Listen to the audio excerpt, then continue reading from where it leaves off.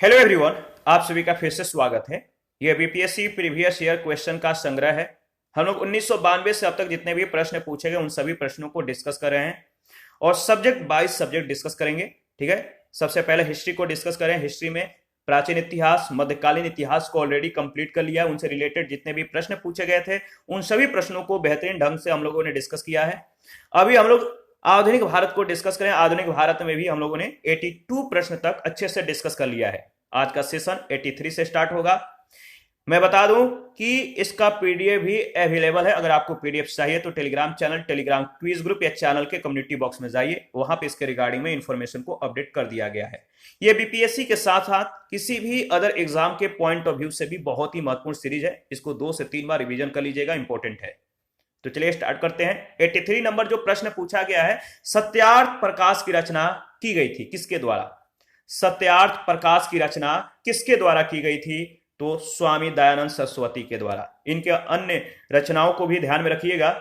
मूल शंकर यानी स्वामी दयानंद का जन्म 1824 में गुजरात के मौरवी रियासत के एक ब्राह्मण कुल में हुआ था। उन्होंने 1860 में मथुरा में स्वामी बिरजानंद जी से वेदों के शुद्ध अर्थ तथा वैदिक धर्म के प्रति अगाध श्रद्धा प्राप्त की। 1867 में उन्होंने पाखंड खंडनी पताका लहराई। 1875 में उन्होंने बंबई में आर्य समाज की स्थापना की। तो याद रखिएगा, स्वामी दयानंद ने 1875 में बंबई में आर्य समाज की स्थापना की। उनके विचार उनकी प्रसिद्ध पुस्तक सत्यार्थ प्रकाश में वर्णित है। इनकी अन्य रचनाएं हैं पाखंड खंडन, वेद भाष्य भूमिका, ऋग्वेद भाष्य, अद्वैत मंत्र का खंडन, पंच महायज्ञ विधि और वल्लभाचार्य मत खंडन। याद रखिएगा। अमृत बाजार पत्रिका की स्थापना किसने की? अमृत बाजार पत्रिका की स्थापना किसने की? बहुत ही महत्वपूर्ण प्रश्न है, कई बार यह प्रश्न पूछा गया। इसका सही जवाब हो जाएगा शिशिर कुमार घोष। वैसे 2 लोगों ने मिलकर इस पत्रिका को जो है संपादित किया था। इसके बारे में देख लेते हैं। अमृत बाजार पत्रिका की जो स्थापना है मोतीलाल घोष और शिशिर कुमार घोष ने 1868 में कलकत्ता में की। प्रारंभ में ये बंगाली भाषा में प्रकाशित होती थी, लेकिन 1878 में क्या हुआ कि देसी भाषा प्रेस अधिनियम लागू होने के कारण ये बचने के लिए, इस अधिनियम से बचने के लिए रातों रात ये जो था अपनी भाषा को चेंज कर लिया और बंगाली से अंग्रेजी भाषा में रूपांतरित हो गया। गिरीश चंद्र घोष ने बंगाली का प्रकाशन 1862 में शुरू किया था, जिसे 1879 ईस्वी में एस एन बनर्जी ने ले लिया और हिंदू पैट्रियाट की स्थापना भी गिरीश चंद्र घोष ने की। बाद में हरीश चंद्र मुखर्जी इसके संपादक बने। 85 है, निम्न अखबारों में से कौन सा मुख्यतः उदारवादियों के नीतियों का प्रचारक था? उदारवादी के नीति थे, इन नीतियों के जो प्रचारक था वो कौन सा अखबार था, आपको बताना है। तो इसका सही जवाब है लीडर, बी ऑप्शन। ठीक है। फ्री प्रेस जर्नल एक न्यूज एजेंसी थी। यंग इंडिया एक साप्ताहिक पत्रिका थी जिसे महात्मा गांधी प्रकाशित करते थे। तो महात्मा गांधी के द्वारा प्रकाशित जो पुस्तक या जो पत्रिका है इसको ध्यान में रखिएगा, इंपॉर्टेंट है। लीडर समाचार पत्र के संपादक मदन मोहन मालवीय थे। मालवीय उदारवादी दल के नेता थे और इसके माध्यम से उदारवादी अपनी नीतियों का प्रचार करते थे। मदन मोहन मालवीय, याद रखिएगा। 86 है, 19वीं शताब्दी के धर्म और समाज सुधार आंदोलनों ने जनसंख्या के किस वर्ग को मुख्यतः आकर्षित किया था? 19वीं शताब्दी के धर्म और समाज सुधार आंदोलनों ने जनसंख्या के किस वर्ग को मुख्यतः आकर्षित किया? इसका सही जवाब क्या हो जाएगा, बताइए। इसका सही जवाब हो जाएगा, देखिए, बुद्धिजीवी। किस किस को ये अपनी ओर आकर्षित किया? तो बुद्धिजीवी लोगों को, नगरीय उच्च जातियों को और निर्धन सर्वसाधारण वर्ग को। यानी पहला, दूसरा और तीसरा, सी ऑप्शन बिल्कुल करेक्ट ऑप्शन है। इसके बारे में देख लेते हैं। 19वीं सदी के धार्मिक और सामाजिक सुधार आंदोलन का भारत के इतिहास में विशेष स्थान है। इसने जहां एक ओर धार्मिक और सामाजिक सुधारों का आह्वान किया, वहीं दूसरी ओर इसने भारत के अतीत को उजागर करके भारतवासियों के मन में आत्मसम्मान और आत्मगौरव की भावना जगाने की कोशिश की। इसने बुद्धिजीवी, नगरीय उच्च जातियों और निर्धन सर्वसाधारण वर्ग को जो है अपनी ओर आकर्षित करने में सफल रहा। 87 है, भारतीय पुनर्जागरण आंदोलन के पिता कौन थे? भारतीय पुनर्जागरण आंदोलन के पिता कौन थे? इसका सही जवाब हो जाएगा राजा राम मोहन राय। डी ऑप्शन बिल्कुल करेक्ट ऑप्शन है। इसके बारे में देख लेते हैं। राजा राम मोहन राय को भारतीय पुनर्जागरण का पिता, भारतीय राष्ट्रवाद का पैगंबर, अतीत और भविष्य के बीच सेतु, भारतीय राष्ट्रवाद का जनक, आधुनिक भारत का पिता, प्रथम आधुनिक पुरुष तथा युगदूत कहा गया है। इनको इन इन चीजों से जो है संबोधित किया जाता है, याद रखिएगा। 88 है, निम्नलिखित में से कौन आत्मीय सभा के संस्थापक थे? 4 ऑप्शन है, बताइए कि निम्नलिखित में से कौन आत्मीय सभा के संस्थापक थे। इसका सही जवाब क्या होगा? आत्मीय सभा के जो संस्थापक थे वो थे राजा राम मोहन राय। ऑप्शन ए बिल्कुल करेक्ट ऑप्शन है। हिंदू धर्म के एकेश्वरवाद, याद रखिएगा, हिंदू धर्म के एकेश्वरवाद मत का प्रचार करने के लिए 1815 में राजा राम मोहन राय ने अपने युवा समर्थकों के सहयोग से आत्मीय सभा की स्थापना की। किसने? राजा राम मोहन राय ने। उन्होंने मूर्ति पूजा की आलोचना की, सप्रमाण यह विचार व्यक्त किया, प्रमाण के साथ यह विचार व्यक्त किया कि हिंदुओं के सभी प्राचीन मौलिक धर्म ग्रंथों ने जो है एक ब्रह्म का उपदेश दिया है। हिंदुओं के सभी प्राचीन मौलिक धर्म ग्रंथों ने एक ब्रह्म का उपदेश दिया है। इसके समर्थन में उन्होंने वेदों और 5 मुख्य उपनिषदों का बंगला भाषा में अनुवाद किया। 89 है, ब्रह्म समाज की स्थापना कब हुई थी? ब्रह्म समाज की स्थापना कब हुई थी? इसका जो ऑप्शन है वो संदिग्ध है, मतलब कि डाउटफुल है, सही नहीं है, तो इसके बारे में डिस्कस करेंगे। ठीक है, राजा राम मोहन राय ने 20 अगस्त 1828 को ब्रह्म सभा नाम से एक नए समाज की जो है स्थापना की थी, जिसे आगे चलकर ब्रह्म समाज के नाम से जाना गया। ब्रह्म सभा ब्रह्म समाज में तब्दील हो गया। इस समाज ने मूर्ति पूजा का विरोध किया, एक ब्रह्म की पूजा का जो है उपदेश दिया गया। यह ऐसे लोगों की जमात थी जो ईश्वर की एकता में विश्वास करते थे और मूर्ति पूजा से अलग रहते थे। इस नवीन धर्म में सामाजिक रीति रिवाज और धार्मिक कर्मकांडों के लिए कोई स्थान नहीं था। ब्रह्म समाज ने रंग, वर्ण और मत पर विचार किए बिना मानव मात्र के प्रति जो है प्रेम और जीवन की उच्चतम विधि के रूप में मानवता की सेवा पर बल दिया। दिए गए विकल्प में कोई भी विकल्प सही नहीं है। ठीक है, इसलिए स्टार दिया गया है। 90 नंबर है, राजा राम मोहन राय के द्वारा ब्रह्म समाज की स्थापना की गई। राजा राम मोहन राय के द्वारा ब्रह्म समाज की स्थापना कब की गई? आपको मालूम है, इसका सही जवाब हो जाएगा ऑप्शन सी, 1828 ईस्वी। 1828 ईस्वी। 91 है, सती को गैर कानूनी किसने घोषित किया? सती प्रथा को गैर कानूनी किसने घोषित किया था? तो बहुत ही महत्वपूर्ण प्रश्न है, कई बार ये प्रश्न पूछे गए हैं। तो इसका सही जवाब हो जाएगा विलियम बेंटिक, यानी बी ऑप्शन बिल्कुल करेक्ट ऑप्शन है, याद रखिएगा। ठीक है, इसके बारे में अगर बात करें तो लॉर्ड विलियम बेंटिक ने दिसंबर 1829 में नियम 17 के द्वारा सती प्रथा पर प्रतिबंध लगा दिया था। प्रारंभ में यह कानून केवल बंगाल प्रेसिडेंसी में लागू किया गया था, लेकिन 1830 ईस्वी में इसे बंबई और मद्रास प्रेसिडेंसियों में भी लागू कर दिया गया। 92 है, प्रार्थना समाज के संस्थापक कौन थे? प्रार्थना समाज के संस्थापक कौन थे? प्रार्थना समाज के संस्थापक का नाम है आत्माराम पांडुरंग, यानी ऑप्शन ए बिल्कुल करेक्ट ऑप्शन है।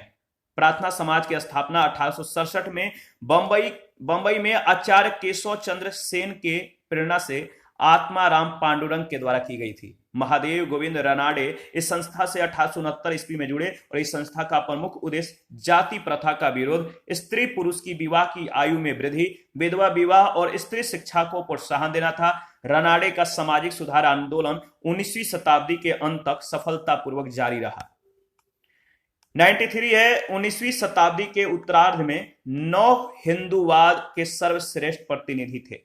19वीं शताब्दी के उत्तरार्ध में 9 हिंदूवाद के सर्वश्रेष्ठ प्रतिनिधि थे। कौन? स्वामी विवेकानंद, बी ऑप्शन बिल्कुल करेक्ट ऑप्शन है। स्वामी विवेकानंद ने 1897 ईस्वी में रामकृष्ण मिशन की स्थापना अपने गुरु की स्मृति में की थी।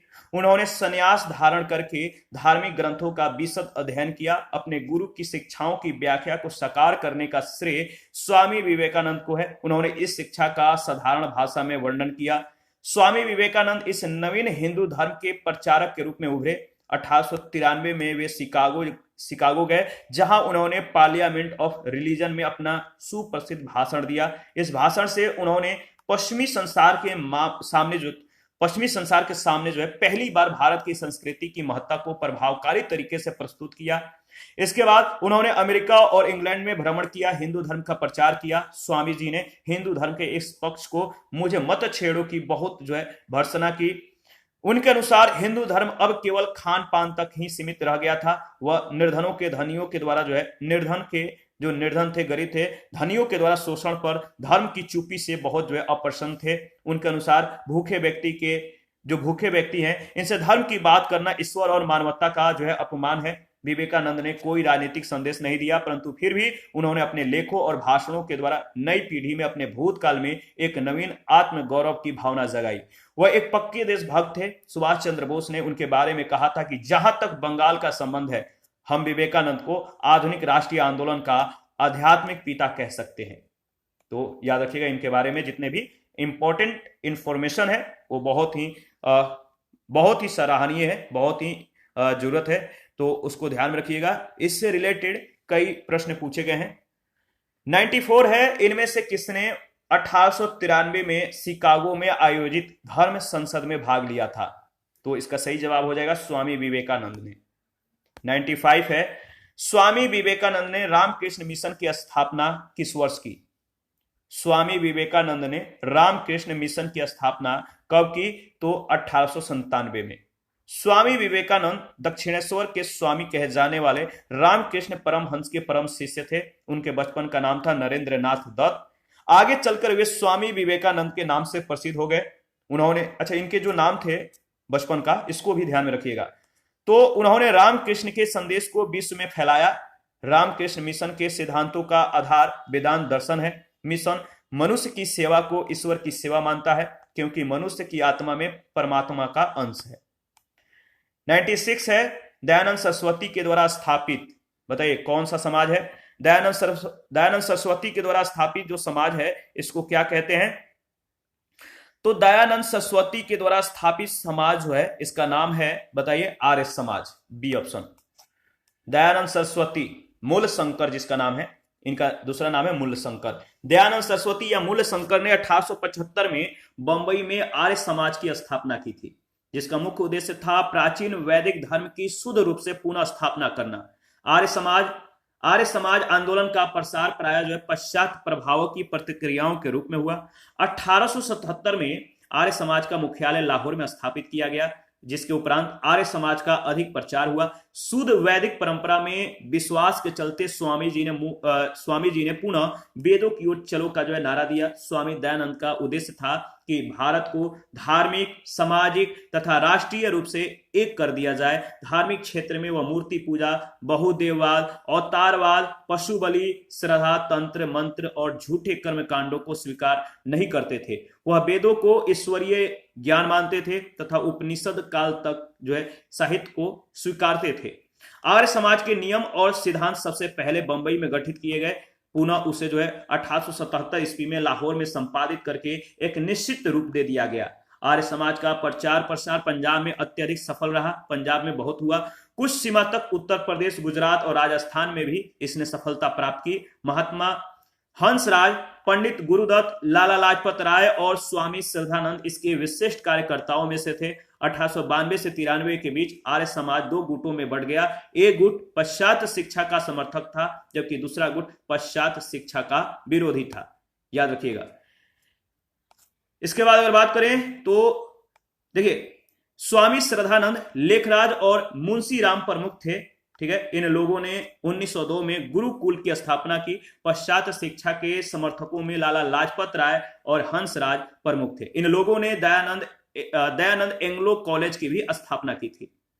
97 है, किसने 1873 में सत्य शोधक समाज की स्थापना की?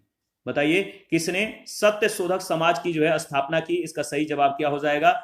इसका सही जवाब हो जाएगा, बताइए, ज्योतिबा फूले। सत्य शोधक समाज की स्थापना ज्योतिबा फूले ने किया था। तो बी ऑप्शन बिल्कुल करेक्ट ऑप्शन है। 1873 में सत्य शोधक समाज की स्थापना ज्योतिबा फूले ने की। इनका जन्म 1827 में एक माली के घर में हुआ था। इन्होंने शक्तिशाली गैर ब्राह्मण आंदोलन का संचालन किया। इन्होंने अपनी पुस्तक गुलामगिरी, जो कि 1872 में लिखा था, गुलामगिरी, और अपने संगठन सत्य शोधक समाज के द्वारा पाखंडी ब्राह्मणों एवं उनके अवसरवादी धर्म ग्रंथों से निम्न जातियों की रक्षा की आवश्यकता पर बल दिया। 98 है, सत्य शोधक समाज की स्थापना किसने की थी? सत्य शोधक समाज की स्थापना ज्योतिबा फूले ने की थी। याद रखिएगा। और 99 है, थियोसोफिकल सोसाइटी की स्थापना किसने की? थियोसोफिकल सोसाइटी की स्थापना किसने की? तो इसका सही जवाब है madam H P Blavatsky. Theosophical society की स्थापना किसने की? Madam H P Blavatsky. देखिए, थियोसोफिकल सोसाइटी की स्थापना एक रूसी महिला मैडम एच पी ब्लावेट्स्की, अमेरिकी सैनिक अधिकारी कर्नल अल्काट विलियम क्वान जज एवं अन्य के द्वारा 1875 ईस्वी में न्यूयॉर्क में की गई थी।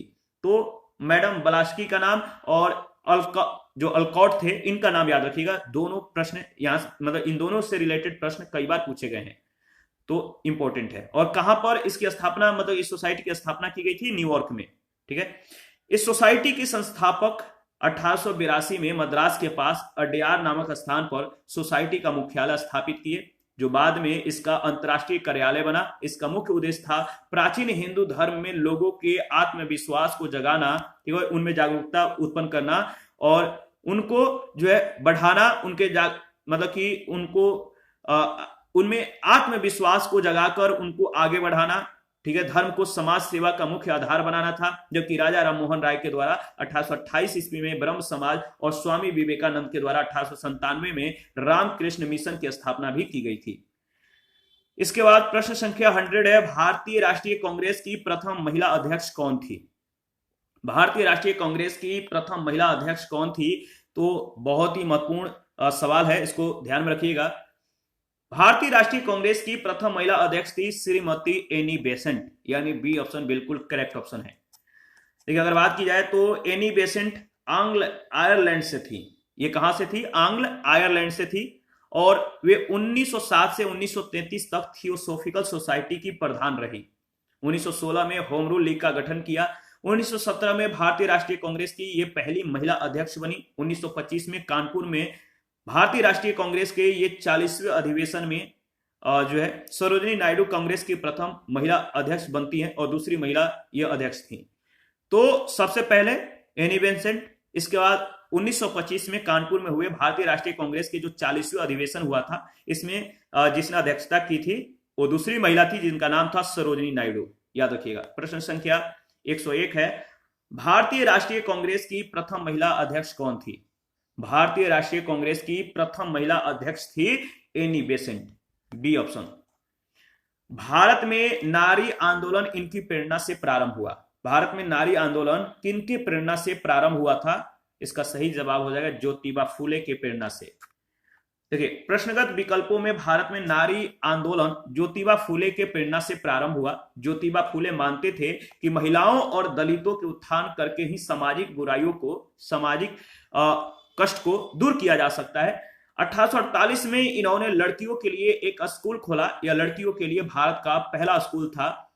आधुनिक भारत में महिला आंदोलन की प्रेरणा स्रोत रामाबाई रनाडे रही। महादेव गोविंद रनाडे की पत्नी श्रीमती रामाबाई ने सेवा सदन नामक संगठन की स्थापना की थी। विकल्प ए में रामाबाई नाम होता तो यही उत्तर होता, लेकिन कारण यह है कि बिहार लोक सेवा आयोग ने किसी विकल्प को सही उत्तर नहीं माना था और इसे जो है तारांकित मतलब कि किया गया था। 103 है, प्रार्थना समाज, यंग इंडिया, लोकहितवादी, सत्यशोधक समाज, रहनुमाई मध्यवसन सभा के लिए निम्न विकल्पों में से कौन सा संयोजन सही है? प्रार्थना समाज, यंग इंडिया, लोकहितवादी, सत्यशोधक समाज, रहनुमाई मध्यवसन सभा के निम्नलिखित विकल्पों में से सही संयोजन पहचानिए। तो इसका सही जवाब क्या होगा बताइए? इसका सही जवाब हो जाएगा, जो सही संयोजन है वो है आपका आत्माराम पांडुरंग प्रार्थना समाज। देखिए, जो यंग इंडिया है मोहनदास करमचंद गांधी, याद रखिएगा। लोकहितवादी का जो संपादक थे गोपाल हरि देशमुख, और सत्यशोधक समाज ज्योतिबा फूले, और रहनुमाई मध्यवसन सभा के संस्थापक नौरोजी खुर्दोन जी। तो बी ऑप्शन बिल्कुल करेक्ट ऑप्शन है। आगे बढ़ते हैं और इसके बारे में डिस्कस कर लेते हैं। देखिए, याद रखिएगा, प्रार्थना समाज की स्थापना 1867 में बंबई में आचार्य केशव चंद्र सेन की प्रेरणा से आत्माराम पांडुरंग के द्वारा की गई थी। महात्मा गांधी के द्वारा प्रारंभ किए गए समाचार पत्र थे इंडियन ओपिनियन, हरिजन, यंग इंडिया और नवजीवन। याद रखिएगा, महाराष्ट्र के समाज सुधारक गोपाल हरि देशमुख लोकहितवादी के रूप में प्रख्यात थे। 1873 ईस्वी में सत्यशोधक समाज की स्थापना ज्योतिबा फूले ने की थी। 1851 में नौरोजी फुरदोंजी ने अन्य पारसी सहयोगियों के साथ रहनुमाई मजदेवसन सभा की स्थापना की। 104 है नाई धोबी बंद सामाजिक बायकाट का एक स्वरूप जो था जो 1900 में, वो क्या था? नाई धोबी सामाजिक बायकाट का एक स्वरूप था जो 1919 में, वो क्या था? वो स्वरूप था किसानों के द्वारा प्रतापगढ़ जिले में चलाया गया। क्या स्वरूप था? नाई धोबी बंद सामाजिक बायकाट का मतलब था किसानों के द्वारा प्रतापगढ़ जिले में चलाया गया एक स्वरूप, ठीक है, एक आंदोलन कह सकते हैं। 1919 के अंतिम दिनों में किसानों का संगठित विद्रोह खुलकर जो है सामने आया था। प्रतापगढ़ जिले की एक जागीर में नाई धोबी बंद सामाजिक बहिष्कार संगठित करवाई गई। ये पहली घटना थी इस तरह की।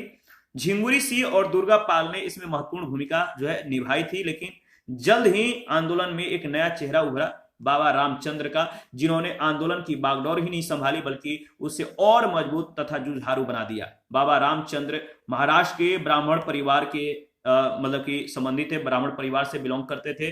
1920 के मध्य में वे एक किसान नेता के रूप में उभरे। उन्होंने अवध के किसानों को संगठित करना शुरू कर दिया। उनमें संगठन की जो है अद्भुत क्षमता थी।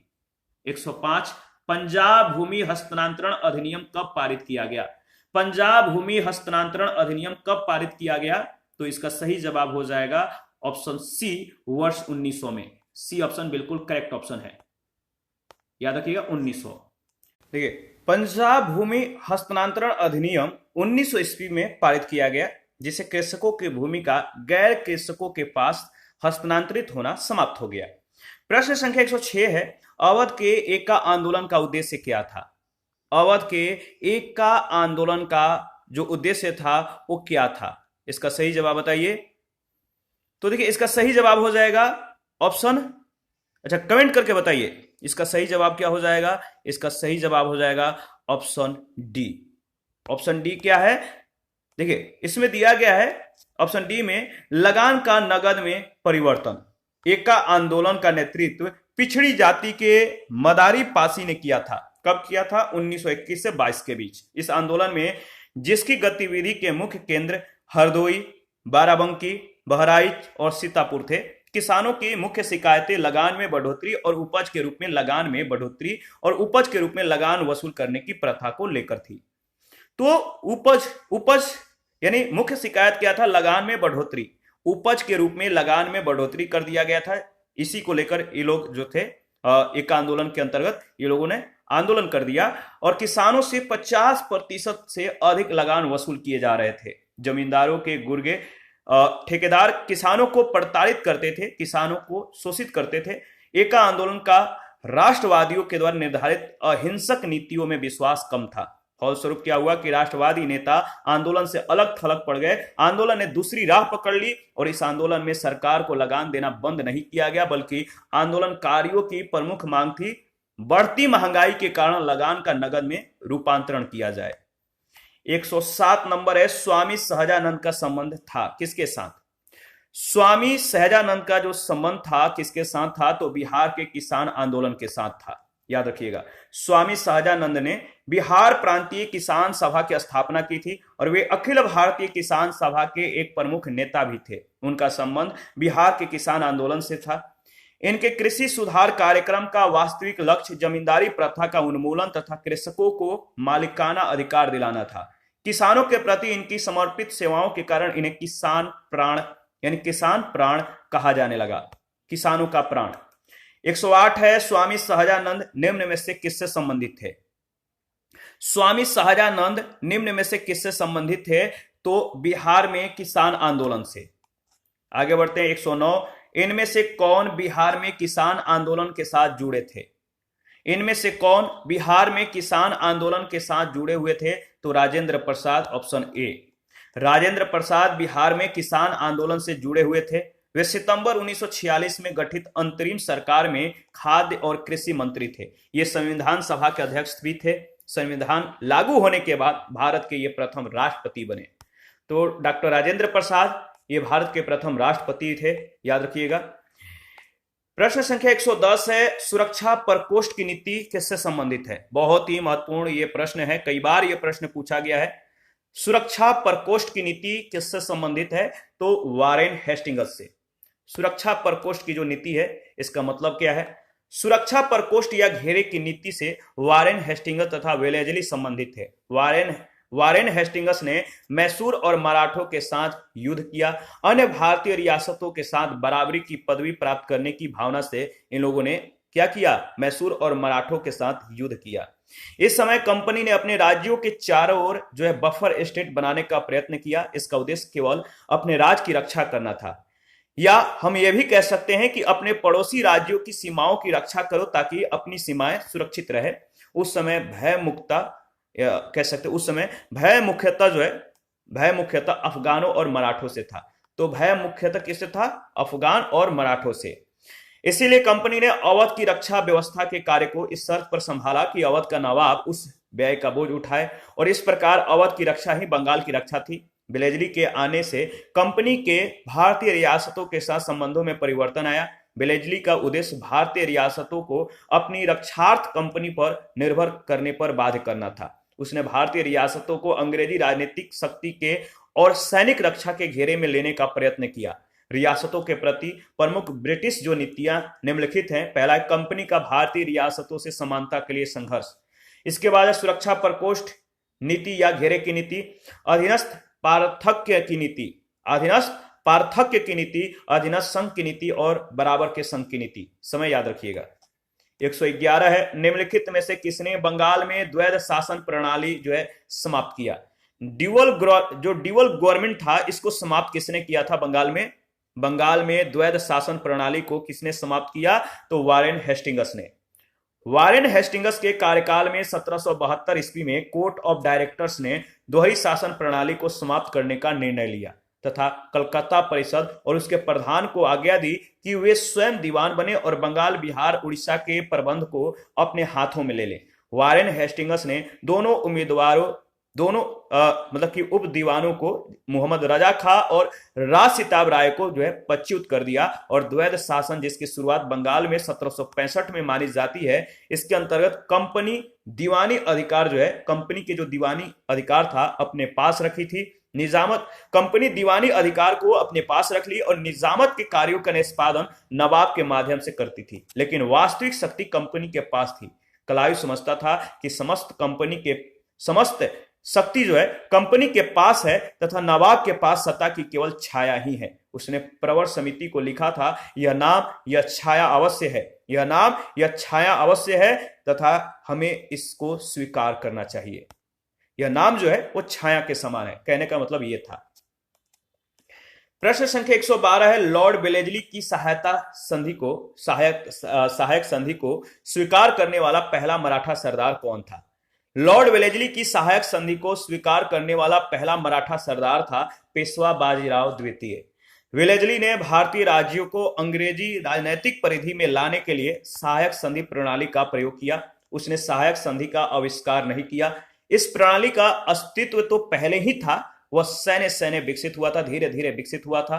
संभवतः डुप्ले प्रथम यूरोपीय था जिसने अपनी सेना किराए पर भारतीय राजाओं को दी थी। अंग्रेजों ने भी यह प्रणाली अपनाई। प्रथम सहायक संधि 1765 में अवध से की गई, जब कंपनी ने निश्चित धन के बदले उसकी सीमाओं की रक्षा करने का वचन दिया। सहायक संधि स्वीकार करने वाले राज्य थे हैदराबाद तथा, याद रखिए, हैदराबाद, मैसूर, तंजौर, अवध, पेशवा, बराड़ के भोसले, सिंधिया, जोधपुर, जयपुर, मछेड़ी, बूंदी और भरतपुर। कब कब इन्होंने जो है स्वीकार किया था सहायक संधि को? जैसे हैदराबाद 1798 में तथा 1800 भी कहीं कहीं आपको देखने को मिलेगा। मैसूर 1799 में, तंजौर अक्टूबर 1799, अवध 1801 में, पेशवा 1802 में, बराड़ के भोसले 1803 में, सिंधिया 1804 में, जोधपुर, जयपुर, मछेड़ी, बूंदी और भरतपुर, ये सभी ने सहायक संधि को स्वीकार किया था। याद रखिएगा, दौलत राव सिंधिया और जसवंत होलकर दोनों जो है पूना में अपने को सर्वश्रेष्ठ प्रदर्शित करना चाहते थे। बाजीराव द्वितीय सिंधिया का साथ दे रहा था। उसने 1801 ईस्वी में जसवंत के भाई की हत्या कर दी। परिणाम स्वरूप क्या हुआ कि जसवंत होलकर की सेना ने पूना पर आक्रमण करके पेशवा और सिंधिया की संयुक्त सेना को परास्त कर दिया, हरा दिया। बाजीराव द्वितीय ने भागकर बसीन में शरण ली और 31 दिसंबर 1802 को अंग्रेजों से बसीन की संधि की। संधि के अनुसार पेशवा बाजीराव द्वितीय ने अंग्रेजों की याद रखिए, संरक्षकता स्वीकार कर ली। तो पेशवा बाजीराव द्वितीय ने अंग्रेजों की संरक्षकता स्वीकार कर ली। इस संधि को मराठों के द्वारा अंग्रेजों के साथ की गई प्रथम सहायक संधि की संज्ञा दी गई। 113 है, महारानी विक्टोरिया को भारत की सामग्री नियुक्त किया गया। कब? महारानी विक्टोरिया को भारत की सामग्री नियुक्त किया गया था 1877 में। कब किया गया था? 1877 में। याद रखिएगा, ये बहुत ही महत्वपूर्ण मतलब कि सवाल है। ब्रिटिश संसद ने एक याद रखिए, जो ब्रिटिश संसद था, ब्रिटिश पार्लियामेंट, इसने एक राज उपाधि अधिनियम पारित किया जिससे महारानी विक्टोरिया को कैसर ए हिंद की उपाधि से विभूषित किया गया। लॉर्ड लिटन ने 1 जनवरी 1877 को दिल्ली में एक वैभवशाली दरबार का आयोजन करके उस उपाधि की घोषणा की और इसी समय दक्कन में भीषण अकाल पड़ा था। 1877 में सरकार ने झूठे आडंबर और वैभव पर करोड़ों रुपए व्यय कर दिए, खर्च कर दिए, जिससे उस समय जब जो भूखे लोग मर रहे थे उस समय यह व्यय किया गया था। आरजी प्रधान के अनुसार इस राज उपाधि अधिनियम और दिल्ली दरबार से एक राष्ट्रीय अपमान की गुप्त भावना सी जनता में फैल गई। कलकत्ता की एक पत्रिका ने इसकी तुलना उस घटना से की जब नीरो बंसी बजा रहा था और रोम जल रहा था। नीरो बंसी बजा रहा था और रोम जल रहा था। इस तरह से इस घटना की व्याख्या की गई। 114 नंबर है, बंबई प्रेसिडेंसी एसोसिएशन की स्थापना किसने की? बताइए, बंबई प्रेसिडेंसी एसोसिएशन की स्थापना किसने की? तो इसका सही जवाब हो जाएगा, देखिए इसका सही जवाब हो जाएगा ऑप्शन ई। कैसे ऑप्शन ई सही है कि 1885 में बंबई प्रेसिडेंसी एसोसिएशन की जो है स्थापना फिरोज शाह मेहता के द्वारा केटी तेलंग और बदरुद्दीन तैयब जी ने किया था। तो 1885 में बंबई प्रेसिडेंसी एसोसिएशन की स्थापना किसके द्वारा किया गया? फिरोज शाह मेहता, केटी तेलंग और बदरुद्दीन तैयब जी के द्वारा। इसका उद्देश्य था लोगों में राजनीतिक विचारों का प्रचार प्रसार करना। 115 है, भारत संघ यानी इंडियन एसोसिएशन के संस्थापक कौन थे? भारत संघ के संस्थापक थे सुरेंद्रनाथ बनर्जी। डी ऑप्शन बिल्कुल करेक्ट ऑप्शन है। 26 जुलाई 1876 को सुरेंद्रनाथ बनर्जी ने आनंद मोहन बोस के सहयोग से इंडियन एसोसिएशन की स्थापना कलकत्ता में की। किसने, कब और कहां की? तो सुरेंद्रनाथ बनर्जी ने आनंद मोहन बोस के सहयोग से इंडियन एसोसिएशन की स्थापना कलकत्ता में की 1876 में। यह तत्कालिक, अगर बात करें तो यह तत्कालिक संस्थाओं में सबसे महत्वपूर्ण संस्था थी जिसे कांग्रेस से पूर्व अखिल भारतीय स्तर की संस्था का सम्मान प्राप्त था। इस संस्था ने सिविल सेवा परीक्षा प्रणाली में सुधार की मांग की तथा इल्बर्ट बिल जैसे विवादों को लेकर आंदोलन चलाया। इंडियन एसोसिएशन में जमींदारों के स्थान पर मध्यम वर्ग को जो है प्रधानता दी गई थी। 116 है, 1876 ईस्वी में इंडियन एसोसिएशन की स्थापना किसने की थी? आपको मालूम है, इसका सही जवाब हो जाएगा 1876 में इंडियन एसोसिएशन की स्थापना सुरेंद्रनाथ बनर्जी ने की थी। 117 है, राष्ट्रीय कांग्रेस से पूर्व सबसे प्रमुख संस्था कौन सी थी? बताइए, राष्ट्रीय कांग्रेस से पूर्व सबसे प्रमुख संस्था थी Indian association of Calcutta. D option. इसको पुनः दोबारा देख लेते हैं। 26 जुलाई 1876 को सुरेंद्रनाथ बनर्जी ने आनंद मोहन बोस के सहयोग से इंडियन एसोसिएशन या भारत संघ की स्थापना कलकत्ता में की। यह तत्कालीन राजनीतिक संस्थाओं में सबसे प्रमुख और महत्वपूर्ण संस्था थी जिसे कांग्रेस से पूर्व अखिल भारतीय स्तर की जो है सम्मान प्राप्त था इस संस्था को। और इस संस्था ने सिविल सेवा परीक्षा प्रणाली में भी सुधार की, रिफॉर्म की मांग की। इल्बर्ट बिल विवाद जैसे मामलों को लेकर आंदोलन चलाया गया। इंडियन एसोसिएशन से जो भारत संघ था, इन इंडियन एसोसिएशन में जमींदारों के स्थान पर मध्यम वर्ग को जो है प्रधानता दी गई थी। 118 है, सुरेंद्रनाथ बनर्जी को किस वर्ष भारतीय सिविल सर्विसेज से हटाया गया था? भारतीय सिविल सर्विसेज से किस वर्ष सुरेंद्रनाथ बनर्जी को हटाया गया था? तो इसका सही जवाब हो जाएगा 1874 में। सुरेंद्रनाथ बनर्जी द्वितीय भारतीय थे जिन्होंने आईसीएस की परीक्षा उत्तीर्ण की थी। तो आईसीएस की परीक्षा उत्तीर्ण की थी किसने? सुरेंद्रनाथ बनर्जी, और ये द्वितीय भारतीय थे। तो सुरेंद्रनाथ बनर्जी के द्वारा आईसीएस की परीक्षा उत्तीर्ण की गई थी। इनकी प्रथम नियुक्ति सिलहट यानी बांग्लादेश में जो है असिस्टेंट मजिस्ट्रेट के पद पर हुई थी। यहीं पर मामूली भूल की वजह से 1874 में इन्हें पद से हटा दिया गया। 119 से राजनीतिक सुधारों को लेकर विरोध करने वाले पहले भारतीय कौन थे? राजनीतिक सुधारों को लेकर विरोध करने वाले पहले भारतीय कौन थे? इसका सही जवाब हो जाएगा ऑप्शन सी, राममोहन राय। देखिए, राजनीतिक सुधारों को लेकर विरोध करने वाले पहले भारतीय राजा राममोहन राय थे। उन्होंने मानव अधिकारों, लोकतांत्रिक मूल्यों के विकास पर कई लेख लिखे। विपिन चंद्र पाल ने लिखा है कि भारत में राजनीतिक स्वतंत्रता का संदेश सबसे पहले राजा राममोहन राय ने दिया था। कुछ इतिहासकार सुरेंद्रनाथ बनर्जी को राजनीतिक सुधारों के लिए आंदोलन करने वाले प्रथम भारतीय मानते हैं, तो दोनों नाम याद रखिएगा।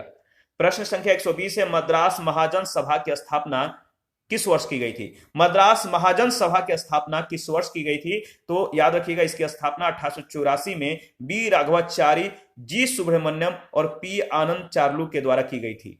तो मद्रास महाजन सभा की स्थापना 1884 में बी राघवाचारी, जी सुब्रमण्यम और पी आनंद चार्लू के द्वारा की गई थी। 121 है, भारतीय राष्ट्रीय कांग्रेस के प्रथम अधिवेशन में कितने प्रतिनिधियों ने भाग लिया? यह भी प्रश्न कई बार पूछा गया है। तो भारतीय राष्ट्रीय कांग्रेस के प्रथम अधिवेशन में 72 प्रतिनिधियों ने भाग लिया, 72 मेंबर्स। देखिए, भारतीय राष्ट्रीय कांग्रेस की स्थापना 1885 में की गई थी, एओ ह्यूम के द्वारा की गई थी। इसको ध्यान में रखिएगा, तो इंपॉर्टेंट है। 1885 में जो है आपका 1885 में भारतीय राष्ट्रीय कांग्रेस की स्थापना हुई थी एओ ह्यूम के द्वारा, जो एक अवकाश प्राप्त अंग्रेज अधिकारी थे। इसका पहला अधिवेशन 28 दिसंबर 1885 को मुंबई स्थित गोकुलदास तेजपाल संस्कृत विद्यालय में आयोजित किया गया था। तेजपाल संस्कृत विद्यालय में इसमें कुल 72 प्रतिनिधियों ने भाग लिया। भारतीय राष्ट्रीय कांग्रेस के पहले अधिवेशन के अध्यक्ष था व्योमेश चंद्र बनर्जी, यानी WC बनर्जी ने की थी, और इसके प्रथम महासचिव स्वयं एओ ह्यूम थे। तो कहां की गई थी, किस स्कूल में की गई थी, कब की गई थी, इसकी अध्यक्षता किसने की, महासचिव कौन थे, ये सभी तमाम बातों पर ध्यान रखिएगा। 1885 को बंबई स्थित गोकुलदास तेजपाल संस्कृत विद्यालय में किया गया था। 72 प्रतिनिधियों ने भाग लिया था और इसके अध्यक्ष था व्योमेश चंद्र बनर्जी ने की थी, और प्रथम महासचिव स्वयं HO ह्यूम थे। कौन थे? HO ह्यूम, याद रखिएगा। इसके साथ आज का सेशन समाप्त करते हैं। नेक्स्ट सेशन में प्रश्न संख्या 122 से स्टार्ट करेंगे, तो आप अपना प्रतिक्रिया देते रहिए। आपके प्रतिक्रियाओं का हमें बेसब्री से इंतजार रहता है। थैंक यू, मिलते हैं नेक्स्ट सेशन में।